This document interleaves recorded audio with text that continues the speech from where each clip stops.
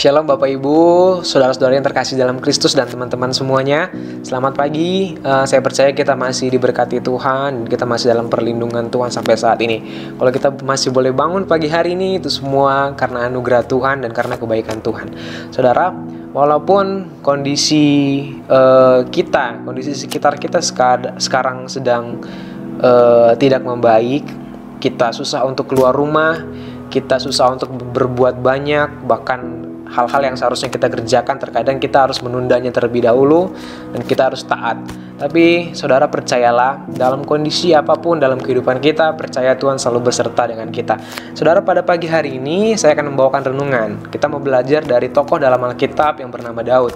Saudara, kita bisa lihat Daud ketika Daud punya masalah, dia melakukan respon yang benar dan tindakan yang benar. Nah saudara, respon yang benar seperti apa yang mau kita pelajari pada pagi hari ini? Nah, kita buka sama-sama di dalam 1 Samuel 30 ayat yang ke-6. Saya bacakan saudara.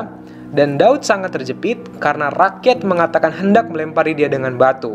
Seluruh rakyat itu telah pedih hati, masing-masing karena anaknya laki-laki dan perempuan. Tetapi Daud menguatkan kepercayaannya kepada Tuhan Allahnya. Nah, di sini dikatakan Daud sedang dalam kondisi yang terjepit. Benar saudara, Daud sedang dalam kondisi yang terjepit. Jadi ceritanya begini saudara, Daud ini sedang berdiam di suatu negeri yang bernama negeri Filistin. Jadi dia sedang tinggal di dekat wilayah Filistin. Nah, pada saat itu ketika Daud ingin berperang bersama-sama orang Filistin pada saat itu, ada satu panglima dari orang Filistin yang berkata begini, yang berkata, apa gunanya Daud ikut kepada kita? Itu menunjukkan rasa kalau orang Filistin itu tidak setuju kalau Daud ikut dalam peperangan bersama-sama dengan mereka. Oleh karena itu, Daud dipulangkan oleh orang-orang Filistin itu ke tanah Ziklag. Nah, ketika orang Filistin itu memulangkan Daud ke tanah Ziklag, pada hari yang ketiga dia sampai di tanah Ziklag, dia langsung melihat kondisi tempatnya itu yang sudah hancur, yang sudah terbakar. Bahkan dia tidak melihat lagi istri, warga-warga, orang-orang di tempat itu dia udah tidak melihat lagi karena sudah ditawan oleh orang-orang Amalek dan kota itu sudah dihancurkan oleh orang-orang Amalek. Nah saudara, dalam ayat yang keempat dikatakan begini, lalu menangislah Daud dan rakyatnya bersama-sama dengan dia itu dengan suara nyaring sampai mereka tidak kuat lagi menangis. Nah, ayat ini menunjukkan Daud sedang mengalami suatu kondisi yang sangat-sangat berat. Ini Daud sedang mengalami kesedihan dan hati yang hancur karena kota tempat dia tinggal, bahkan setiap warga-warganya, bahkan istrinya, semuanya itu ditawan oleh orang-orang Amalek. Nah, Daud sedang mengalami kondisi yang tertekan. Atau bisa kita bilang ini Daud sedang mengalami suatu masalah atau problema yang lumayan besar. Sampai dia menangis menjerit, sampai dikatakan di ayat yang keempat tadi, sampai mereka tidak kuat lagi menangis. Saudara, dia sedang mengalami sesuatu yang sangat-sangat berat. Nah, tapi di ayat yang ke-6, sudah dia punya masalah yang besar mengenai kotanya yang dibakar dan warga-warganya ditawan. Dikatakan lagi di ayat yang ke-6, dan Daud sangat terjepit karena rakyat mengatakan hendak melempari dia dengan batu. Seluruh rakyat itu telah pedih hati, masing-masing karena anaknya laki-laki dan perempuan. Nah saudara, udah dalam kondisi yang seperti itu, Daud ditekan lagi dengan rakyatnya, hampir dilempari dengan batu. Nah saudara, ini udah cukup suatu permasalahan yang cukup besar bagi Daud. Nah, ini menunjukkan sehebat-hebatnya Daud.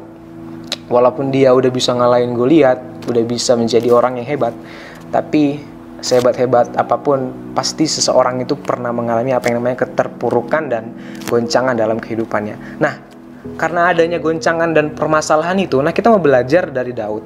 Bagaimana respon Daud ketika mengatasi masalah ini? Respon Daud adalah, kita bisa lihat di ayat yang ke-6. Tapi di kalimat yang terakhir saudara, saya mau bacakan. Tetapi Daud menguatkan kepercayaannya kepada Tuhan Allahnya. Saudara, luar biasa ketika Daud dalam masalah yang berat, dia masih bisa menguatkan kepercayaannya kepada Tuhan Allahnya. Artinya apa? Dia masih punya iman yang besar.